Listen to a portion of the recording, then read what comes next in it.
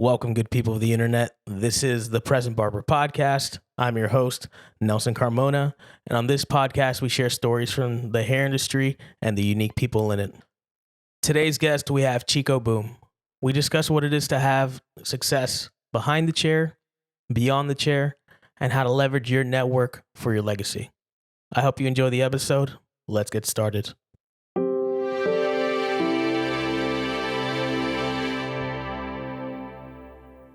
Welcome, everybody, to the Present Barber podcast. I'm your host, Nelson Carmona, and today our special guest is Boom. What's going on, Boom? Boom. What's up, brother? It's going good, man. I appreciate you coming on to the show. I appreciate you having me. Yeah. So what we usually start with in the show and stuff like that is kind of a timeline of like finding out where people started barbering and stuff like that.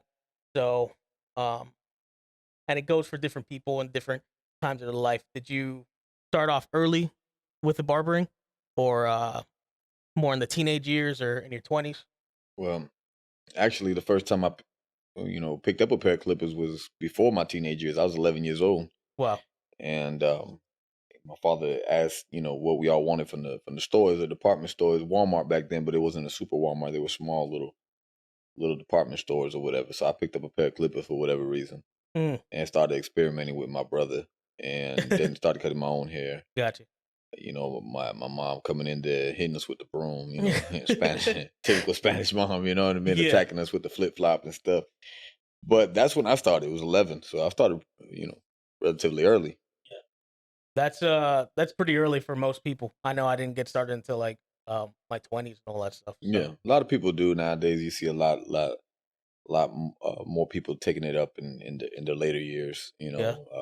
Late teens or early 20s. So to me, that was late for me. When you look at people like that, but it doesn't take away from the fact that I've seen people in their late 20s pick it up and become better than people that started around the time I started. So it just depends. What So going to the store and all that stuff, what made you pick out the clipper? Do you remember what it was? I just got, being influenced back then by Fresh Prince of Bel-Air, Kid and Play, watching those type of movies, and then looking at our haircuts. And my mom was a single mom, and our father used to get us on the weekend. That sort of deal. He never brought us to the barbershop. Yeah. Which I feel is important, nowadays for a father to have that bonding time with their child in the barbershop. For whatever reason, he didn't do it. My mother used to cut our own hair. Oh, gotcha. Our hair, and it was awful. Just awful haircuts, Yeah. And just got tired of looking at it, like I was comparing haircuts that I would see on TV shows and music videos, MTV and stuff like that. And, some of the kids in school and looking at my haircut, and I realized and identifying early that there was something wrong with my haircut, so we just got to experimenting. Yeah. So out of that interest, where did it spawn into thinking of it more as a career or as like gaining money or doing different people and stuff? Well, when I realized I could capitalize off of it when I was in high school, and a lot of the my friends at that time were skipping school and stuff like that, and coming over to my house, hanging out in the back patio and that sort of thing, and experimenting with their hair and cutting. I was better by then. By the time I was, I picked it up at 11. By the time I was 15 in high school, I had somewhat of a foundation already. So charging $5 a cut on the back porch. So when I realized like I could make money off of this, that's when I turned it into like a real hustle. Yeah. How long was it until you like went into a shop or anything like that? I went into a shop around 18, 19, around there. Went to my first shop. Only worked at one shop, 8 years. Did that. And then, during that time, hit a little bump in the road. I was incarcerated and stuff like that. And when I got out, I went back to work at that same shop. I worked there for about 2 years, and then I opened up my own shop. Wow. So if you don't mind speaking about that time, because I following you on social media and being, I have to be a stalker or whatever before the interviews and all that stuff. I did see a post during the Mother's Day that you did post and were able to share that, and I think that's important for that vulnerability. Getting out of that hard time or whatever and going back and, within 2 years getting ready to open up your own shop, what did that change you as far as like where you wanted to to ship off your energy in the barber industry? Yeah, I think anytime anyone's incarcerated, is either gonna, you're either gonna, get deeper into that lifestyle or you're gonna pull out because when you're in there, it's just as bad as on the streets. Mm-hmm. It just you got to make that choice. And I looked around and said that I wanted more out of life than just being locked up and someone telling me when I can use the bathroom, when I can take a shower, when I can eat. I'm more of a rebel. I don't like rules, and I was just like, it's too many rules. It was too much, people on top of you. It's too many, just a bunch of men. Mm-hmm. And I didn't want to be around that. So I knew that life and God had a better purpose for me, a bigger purpose. So I said, you know what? I have this talent. I'm artistic. I've always been able to draw and paint and things like that. So I express myself through hair. I have this thing that, I can make money off of and continue to express my art through cutting hair. Let me just focus on this, and I always did well in the barbershop prior to Mm-hmm. my incarceration. So I knew I could really make it. Mm-hmm. I just needed to go harder and focus more on that instead of trying to juggle two different lifestyles. Yeah.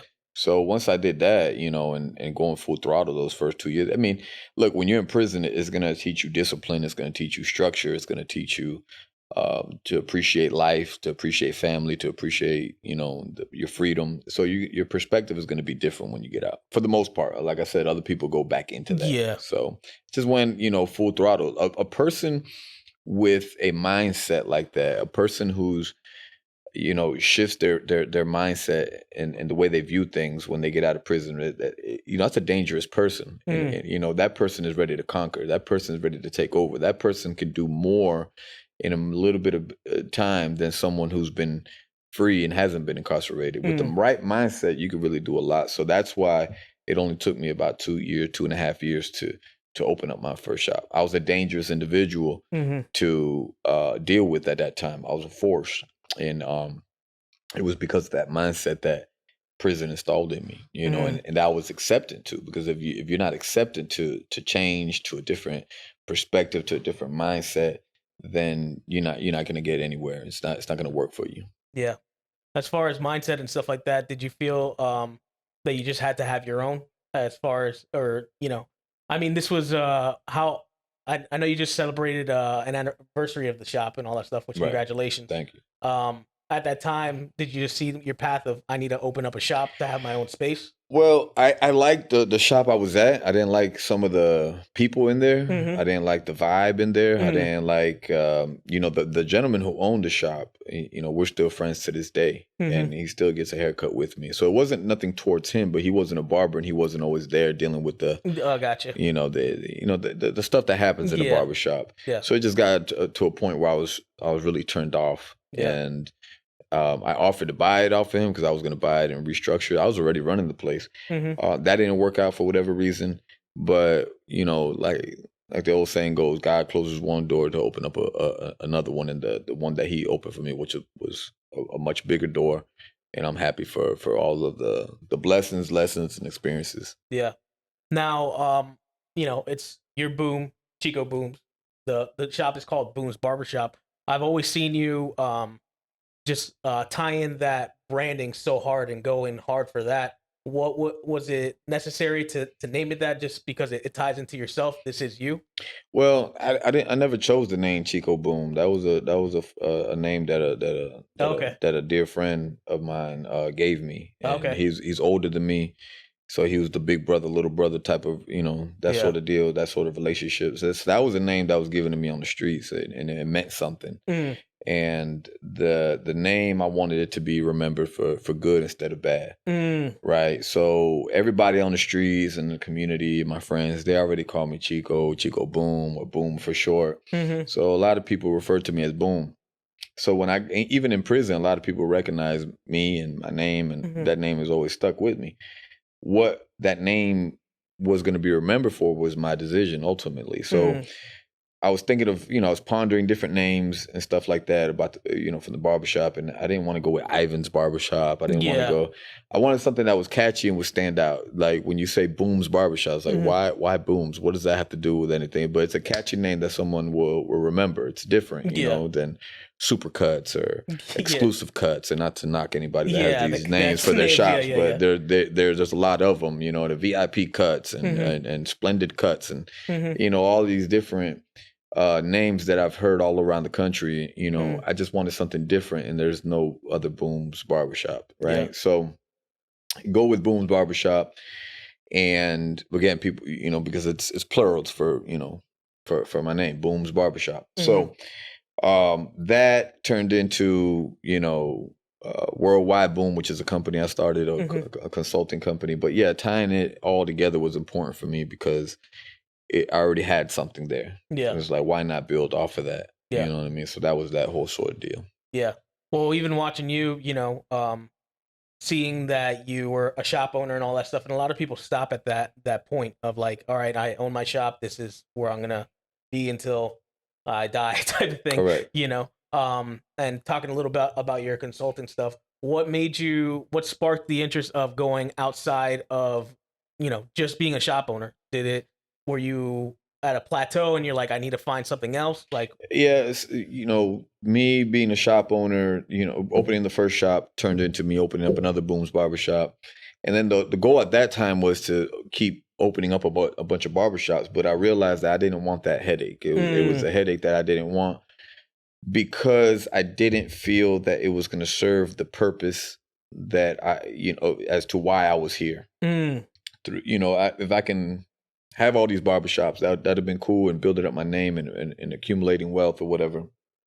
But it wasn't going to let me reach that level that I wanted to. I felt like there was a much higher level than just opening a bunch of barbershops, and not knocking anyone who has yeah. multiple shops. They're doing great things because they're providing workplaces for Mm-hmm. people to be able to feed their families. So salute to anyone who owns multiple shops and can deal with that.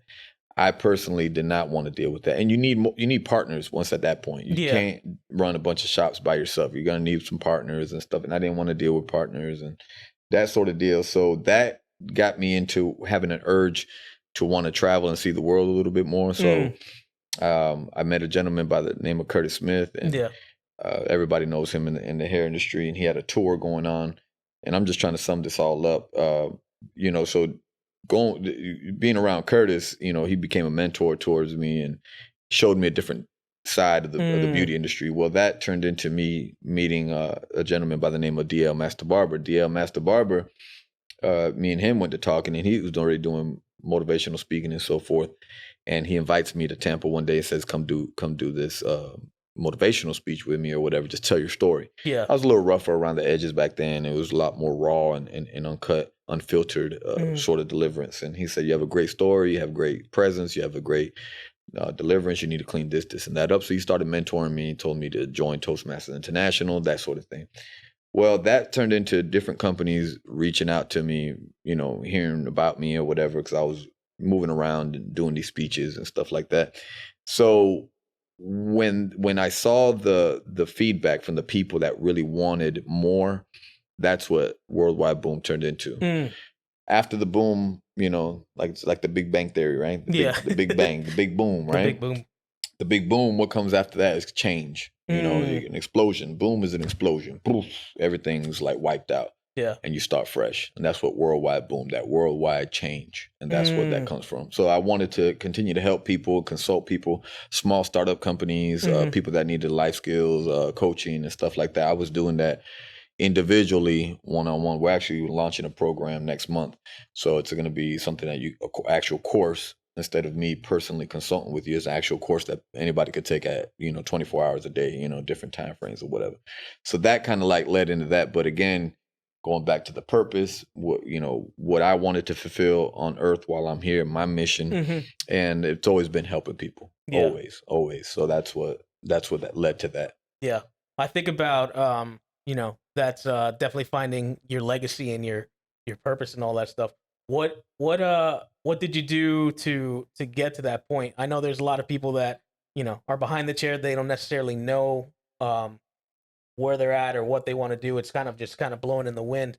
Did you take the time to sit down and analyze yourself? Or was it a natural organic growth? I think it was naturally organic, being that, number one, I wasn't afraid, and I took the chances. And I think that fear holds people back from doing the things that they want to do Mm. and taking chances. You know, if you're scared, you're not going to take the chances necessary. You got to gamble sometimes and say, you know, this is going to be it. I believe in myself, Mm. you know, and putting those positive affirmations out into the universe and saying, I'm going to do these things. I'm going to become this person. I'm going to become that person. I'm going to touch these people.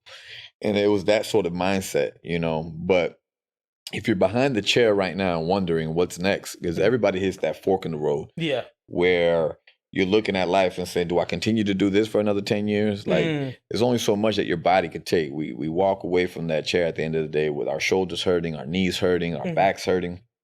How much more of that can your body take? So you have to at some point take a shift, you know, make a shift in your life and in your career and take the chances that you want to take, you know, the ones you believe in. And if you fail, it was a lesson. It was no, you have to fail sometimes in order to learn from that. You know what I mean? So it's all right with that. People think that they have to do it right and they have to do it right away. You know, give it a shot, give it another shot, give it another shot. Eventually you're gonna crack that code. Yeah. You know, so that was my thing. I was at that fork and I just wanted something more than just cutting hair. Cutting hair is a great platform. It's a great stepping stone for the what's next. Yeah. You know, to get to that next level. Because you're gonna meet so many interesting, great individuals. You're gonna meet some knuckleheads and some people that, you know, you're gonna deal with the nonsense or whatever, but you're gonna meet some genuinely great people. And you want to tap into those people. Yeah. So my advice really would be for the barbers that's watching this and the stylists that are watching this, talk. Communication is key, and a lot of people don't talk. It drives me crazy to see people with headphones on while they're cutting hair. Yeah, it's the most ridiculous, dumbest, stupidest thing you could do. Yeah, you know what I mean? Because you have a person right in front of you, and you don't know what that person could do for you or what you could do for that person. So my thing would be communication. Talk. If I didn't talk to half of the people that sat in my chair, I wouldn't be where I'm at today. Yeah. You know, I've met some great people. I've developed some great relationships, and a lot of business opportunities presented themselves because of me talking to them. Yeah. So my biggest tip is communication. Yeah. Talk to that person, entertain that person, let it be an experience for them and get to know that person, build off of that. And you know what's gonna really develop from that. Yeah. Yeah. I think that definitely goes into you know, the power of the voice and, you know, looking at you and you know, your branding and all that stuff. I feel like that's so important of how you've been able to move through the industry. As far as you know, using that voice outside of the shop too, you know, I saw something. It was funny as a joke or whatever, but we're in 2021, so it might not be a joke. But it was like booms for mayor or whatever. You recently were in the city and all that stuff, speaking for the city. You know, we don't have to get into the politics of it or whatever, but why do you seem that's important? You know, I feel like, you know, you've tied yourself so much into Fort Myers and, you know, just being a barber here in your city and all that stuff. But what's the importance of that to you to get involved in that? I think the importance is so many people get wrapped up, right, in trying to be famous. They want that Insta fame. They want that TikTok fame. They want that Facebook fame. My thing is build within your community. Build that fame first, because these are going to be the people that's going to support you in every way, shape, or form.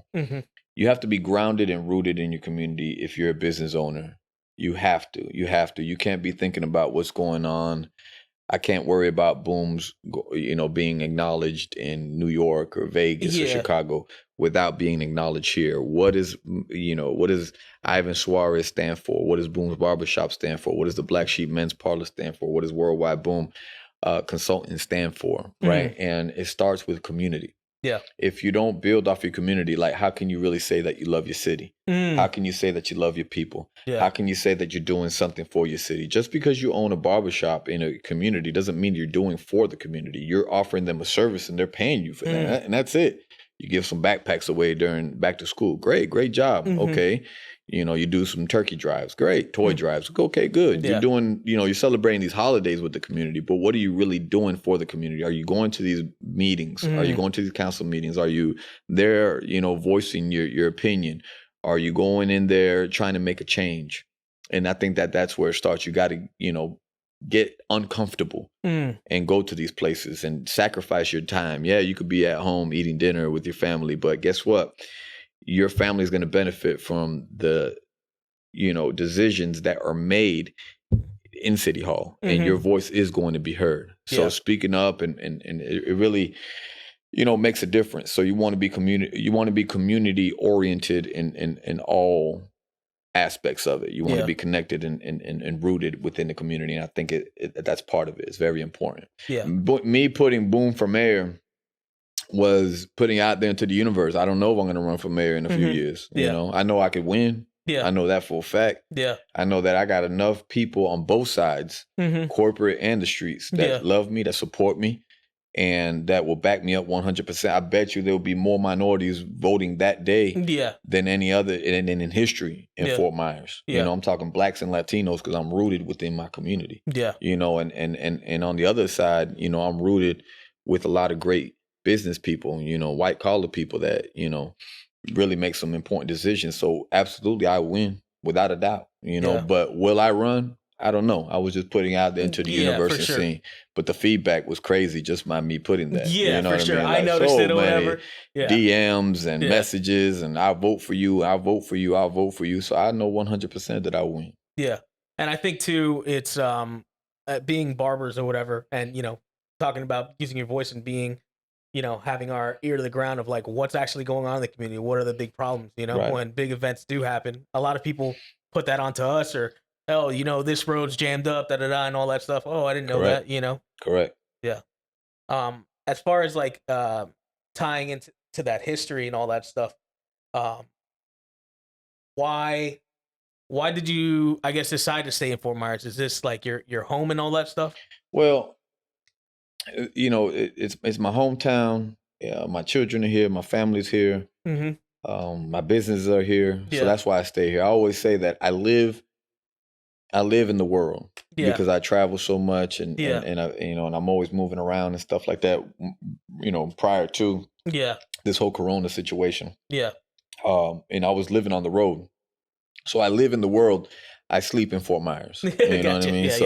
It was that sort of mindset. You appreciate Fort Myers when you go to these bigger cities and you travel so much. And I know people probably can't understand it, but that's because they haven't been nowhere. To actually move around the way I was moving around. Because it's one thing to go on a little, vacation to Universal Studios or New York or Vegas. But it's when you're literally living out of a luggage bag. When you're sitting there, from hotel to hotel to hotel, you really appreciate Fort Myers. It's slower traffic. It's not so populated. They have clean, beautiful beaches. It's laid back, and I like that. I like that for me, and I like that for my children as well. Yeah. Was what's been like the most important, I guess, lesson you've learned being on the road? Was it just that appreciation for home?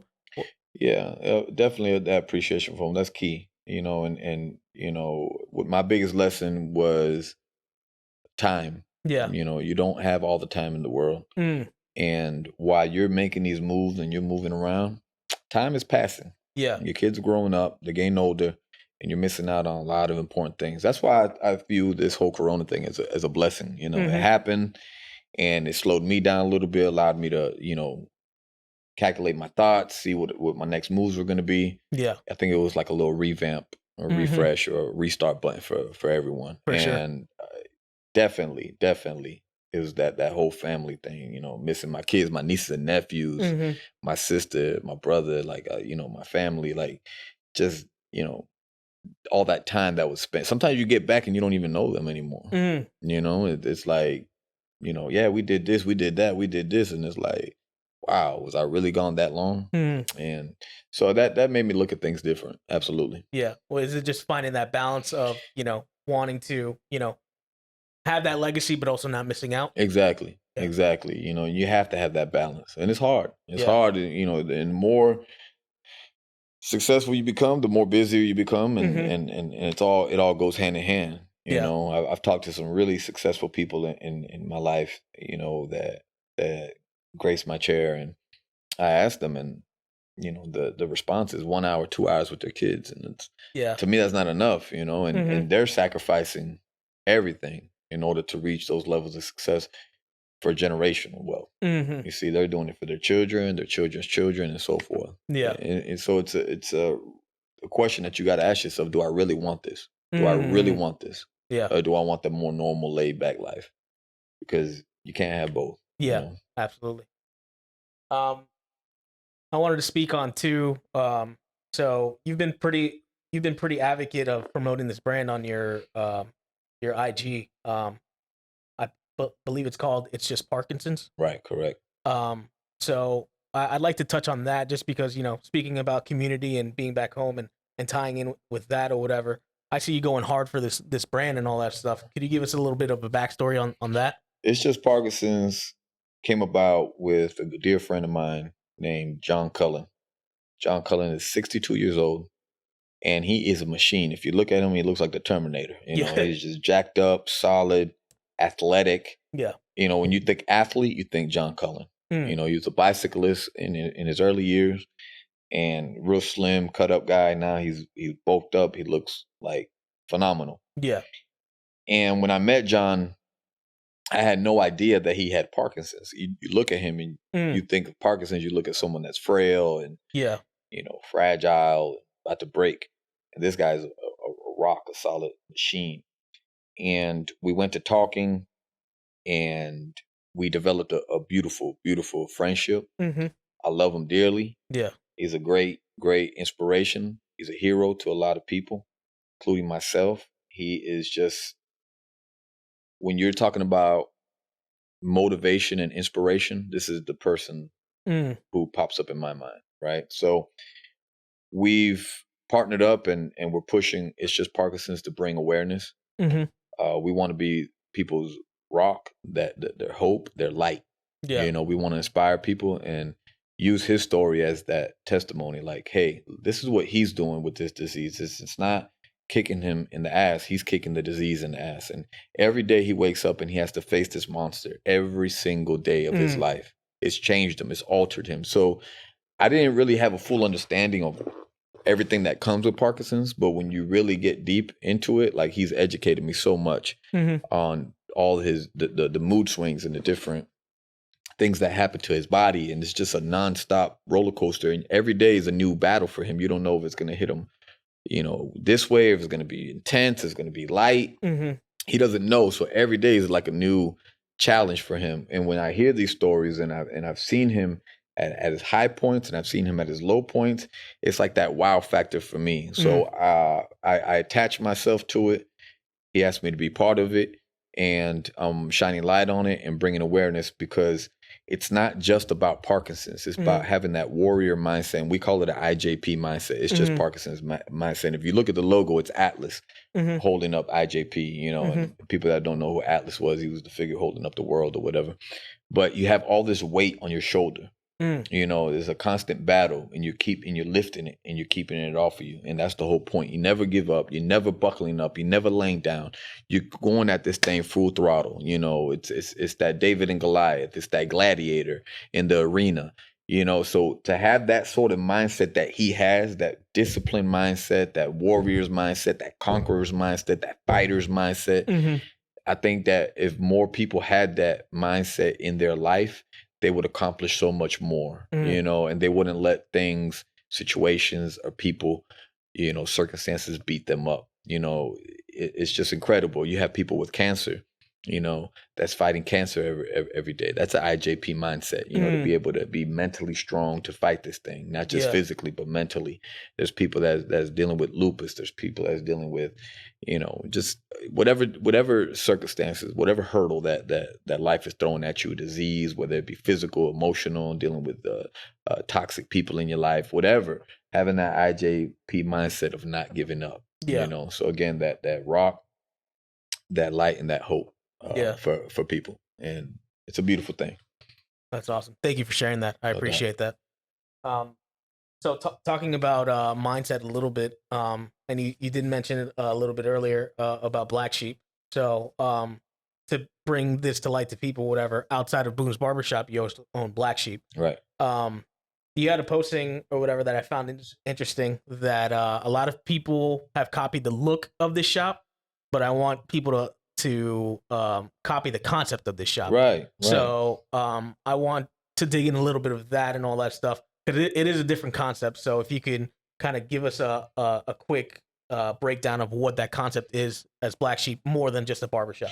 Well, the Black Sheep is a 21 and up, no women, no kids, men's parlor. So we don't service children and we don't service women. We don't discriminate against them, because right around the corner I got Boom's Barbershop, and that's for everybody. But I wanted to create a space for men, you know, where men can talk amongst each other, where they can have a cigar, drink a whiskey, and have real life-changing conversations. You want to mimic the look? Fine. You know, go ahead. I can't stop you, you know, and that's all you. But you know, mimic the concept, because I think that if more places had this concept established into their structure, I think that we as a whole would come together to do more with each other. And this goes back to me going down to the city council. These are conversations that started here at the Black Sheep. We talk about real estate. We talk about the market. We talk about just, you know, life-changing points of views. And you know, you've had people that have had disagreements in here,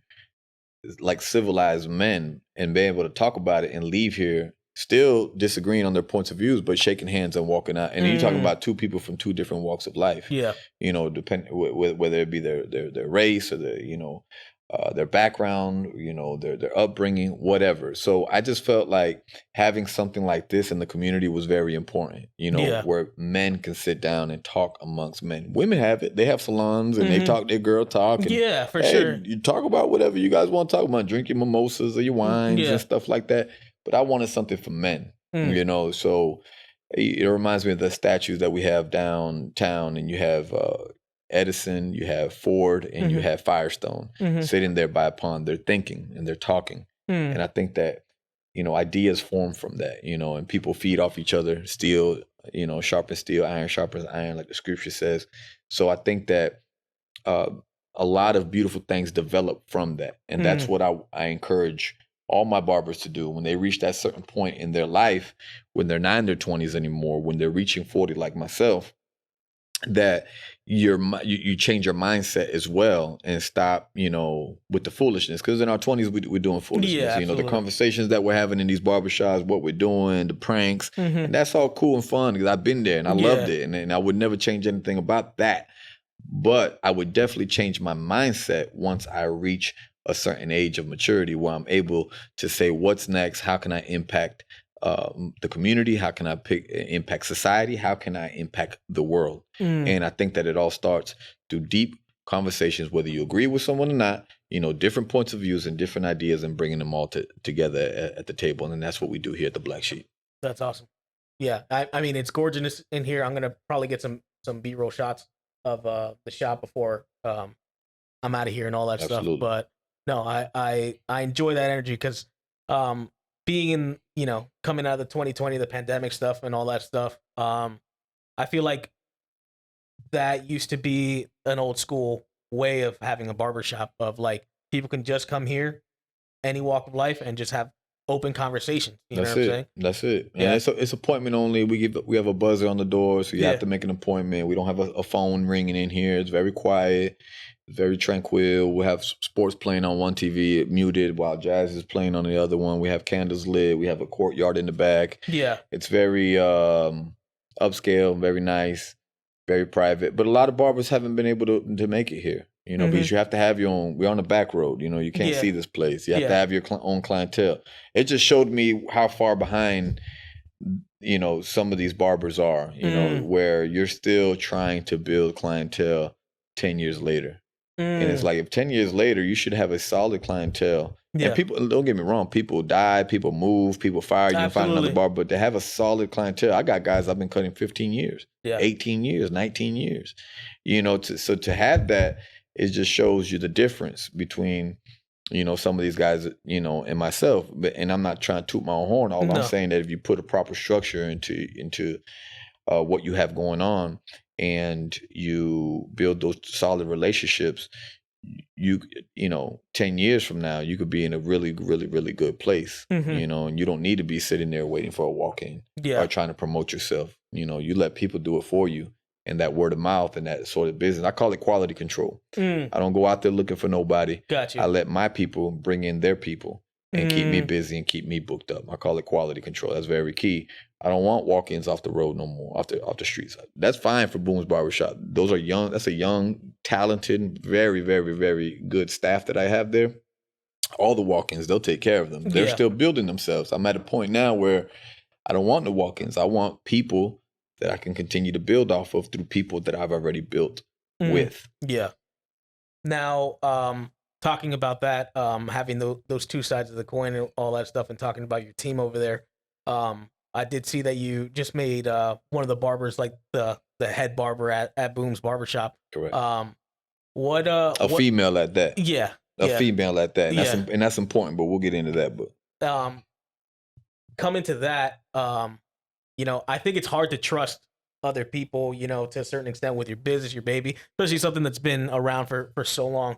So what were the steps that you had to take to figure out this is the person I'm going to kind of give the keys to take care of this while I'm doing my other ventures, keeping track of your time and all that stuff? What were the things you looked out for, and, encourage other maybe barbershop owners that are trying to do more than the shop and can leave it to somebody? Well, I'm looking at character. I'm looking at someone's loyalty. I'm looking at the way they carry themselves. Mm-hmm. Boone's Barbershop has never had an official manager. We always just had people. I've had great barbers that work for me that developed into friendships. Yeah. And because they were my friends, my personal friends, they looked out for the shop a lot, so I didn't really need a manager. Yeah. Well, people come, people go inside of a barbershop. The staff changes, and I have a complete new staff that, I don't have none of the old guys there no more. Yeah. I think my last guy to leave was Carlos, and Carlos had been there with me 10 years. Wow. So he wasn't really watching over the shop anymore. And he was at a point where he was financially set. Like, he really did some incredible things, and he got into real estate now, and, he's doing that whole, flipping homes, and it's God bless him for that. God bless him for that. It's going really well for that. So he was able to retire after 10 years from cutting hair. That's awesome. And when I tell you this guy's financially set, he's financially set. Yeah, he's good. What I mean? He did a lot of great moves with his money, and he listened, most importantly. But anyway, I didn't have Carlos there. So we have this new staff, and I'm just looking around, and I said, I can't keep giving that sort of energy anymore. I have to focus on different things. But I started looking at, again, character. I started looking at how this individual carried herself. The fact that she was a female. Now I don't downplay a female's potential, because I know that, a female can do a better job than a man can, and at any given time. It's an even playing field when it comes to these businesses and that sort of thing. But in the barber industry, we tend to downplay women, female barber. I mean, a barber is a barber, correct? Yeah. But this individual just showed me how hard she was willing to go to build herself. And when I met her in hair school, 2 years later, her working for me and being there that long, I'm looking at how unselfish she is, and when I needed her, she was always there. She was a dependable person, someone I could rely on, someone I could trust. Everything's on point. The conversations, calling her every day, her calling me. And I just didn't see a better person but her for that position. Respected amongst her peers and her colleagues. The other barbers look up to her. She's always willing to teach, and show the other barbers, what they're doing wrong or what they could do better, and I always give her the advice that a good leader creates leaders. So me being a good leader, I had to create another leader, which in turn, she's going to create other leaders behind her. Absolutely. And that's how this whole thing goes. But great person. That's awesome. I know we're getting close to the around the time and all that stuff. So there's a couple more points I want to hit. I seen a post of not comparing yourself, which I think is important, especially in this time of Instagram, TikTok, Instagratification stuff. Could you speak more on that, of like what it is to focus on yourself and not have that outside influence you, but just be on your trail? I think that a lot of people now, because of technology and where we're at with it, we tend to look at other people. Mm-hmm. We tend to look at their life We tend to compare it. Where am I, and where are they? And then we want what they have. Mm-hmm. For whatever selfish reasons, we think that we're entitled to that. Mm. We don't know how hard that person worked to get there, number one. Number two, we don't even know if that's a false illusion that person is feeding us on their social media. So here we get so caught up watching these other people and comparing, or he has a Benz and, I have a Honda. Mm-hmm. Not understanding that Honda is going to outlive that Benz. Yeah, You know what I yeah. mean? So it's like the people is like, it's crazy. It's mind boggling. So I think that we get so caught up in that we don't really focus on ourselves. We're so focused on other people. Mm-hmm. And if we focused on ourselves and we focused on our dreams, on our visions, on our aspirations and that sort of thing, we would get a lot further than the person that we're actually watching. And I think that we need to step back and stop looking at other people. You're exactly where you're supposed to be at. Mm. Okay, so if you don't work hard at what it is that you want to become, Mm-hmm. you're right where you're supposed to be, because Mm. you're stuck behind, you're stuck in that position, you're at pause, but you're exactly where you need to be. Now, if you're working hard towards your goals, towards your ambitions, towards your dreams, then you're going to be right where you need to be as well. Mm. You might be in the process, Yeah. or you might have gotten there already, but you're always right where you're supposed to be, based on your performance, based on what you're doing, based on your focus, on everything. You are exactly where you need to be. Mm. So if we stop looking at other people and start looking at ourselves and say, what can I do different in order to get different results? Yeah. The only way you're going to get different results is by doing different things, a different strategy, a different work ethic, a different discipline, by working different towards what it is that you're trying to accomplish. That's the only way you're going to see different results. But by staring at other people, watching other people, complaining about why you don't have what they have or are there, you're never going to be or get there to where it is that you need to be, because where you need to be is different than where that person is. Yeah. Or wants to be, because you are you and that person is them. You have to create your own lane. You got to create your own end goal, and reach those levels, but you have to do it according to you. You can't do it according to them and how they're living. Yeah. Yeah. I think that's super important. I know, especially early in my career or whatever, I would compare even my haircuts and all that stuff or whatever, but it's, I haven't put in enough work. I haven't hustled like that. I haven't cut enough heads to Right. to be in that position. Right. But it's just a perception that we have, because we're watching so many other people. We didn't like in my era, we didn't have social media in the 90s. Mm-hmm. We had the newspaper, we had, National Enquirer. Yeah, You know what I yeah. mean? We had TV and that was it. Yeah. And radio. But now you're able to pick up this device, Mhm. right? It's a computer in your hand, and Mhm. you're able to log on here, and you're able to, just look at just about anybody anywhere in the world. Yeah. And that's where the misconception comes in, that we have to be where that Mm. person is at. I got to be where I'm at, and I got to be happy with where I'm at. Yeah. As long as I'm fulfilled that way, like nothing else matters. I don't really care what the next person is doing, what they've have accumulated, how rich they are, how rich they portray to be, how wealthy, what that person has. Now, it's okay to have goals and say, I want that. Okay. But I'm not comparing that. I'm Yeah. not saying, why don't I have that? And it's not fair. And or hating on that person because they got it. If they got it, salute to them. Mhm. Maybe I'll put that on my vision board. Yeah. You know what I Yeah, mean? And absolutely. maybe I'll put, the car that I want, the home that I want, the family that I want, maybe, and I'm just speaking in general. I think people need to think like that more. And Mhm. it's okay to envision it. Yeah. But don't get obsessed with it to the point where you're not happy and you're complaining and you're comparing yourself every 2 minutes. You got to be you. And I see so many women that want to be alike, Mhm. right? And I see so many men that want to be alike, and everybody's doing the same thing, and Mhm. nobody is an original anymore. Everybody's just a copycat of someone else that they've seen, or that they're watching or comparing to. And I think that we got to stop that. Yeah. Yeah. I think definitely more originality, more spots like your the black sheep and stuff like that, just having different concept of your work and all that stuff. Correct. Yeah. So as far as where people can find you and all that stuff,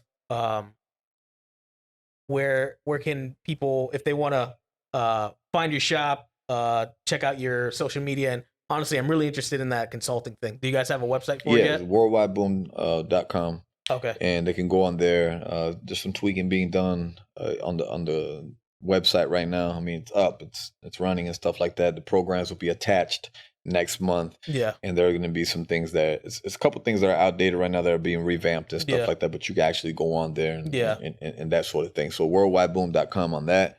Boom's World on Instagram. DM me if you need any sort of help or guidance, advice. I'm always willing to. If I don't respond, try to find a way to make me aware that I got your message, because sometimes the message is going to message requests. I can't get a hold of everybody at one time. It's not that I'm ignoring you. It's not that I think I'm brand new. I've heard it all. You know what I mean? Number one, I'm busy as hell, so be patient. And number two, like, make me aware if you didn't get a hold of me the first time. Absolutely. That sort of thing. We have the book Success from Behind the Chair that's still selling. You can go hit that on my link on Boom's World. Big Cartel. We'll ship that to you. Facebook, Ivan Suarez, Chico Boom. You can find me on there. So we got a lot of great things happening this year. Yeah. As far as the starting with the website and the programs being launched and that sort of thing. We have It's Just Parkinson's, IJP. We're promoting that real big. We got the apparel right now that you're able to buy your IJP t-shirts. Go to itsjustparkinsons.com and you're able to wear that. And remember, it's not just about Parkinson's. It's about that IJP mindset. You know what I mean? And having that warrior that conquers sort of mindset, determination. We have education going on with private and in school education. So I'll be visiting a lot of schools this year. TED Talks, Toastmasters, always, rooted in that. And we got a big surprise September 11th. I don't want to say what, but I have a big surprise that I will be announcing. So everybody just stay tuned. Yeah, so definitely watch out for that. Now I'm curious too. No, but I want to thank you for taking the time to do this interview. I appreciate you. I appreciate you, brother. Yeah. Thank you. Yeah, it's crazy just because we've known each other for such a long time, and just seeing your journey as, when I met you, if people don't know, Chico gave me my first job and my first discipline. But no, I really appreciate you taking the time and do this. No, I appreciate you, brother. Thank you. Thank you so much, man. Yeah. All right. Till next time, everybody. Thank you guys for listening. I hope you enjoyed this episode. If you found value in this, please share it with a friend, a fellow barber, leave a rating, subscribe to the channel, and follow us on social media. Until next time, everyone, stay present.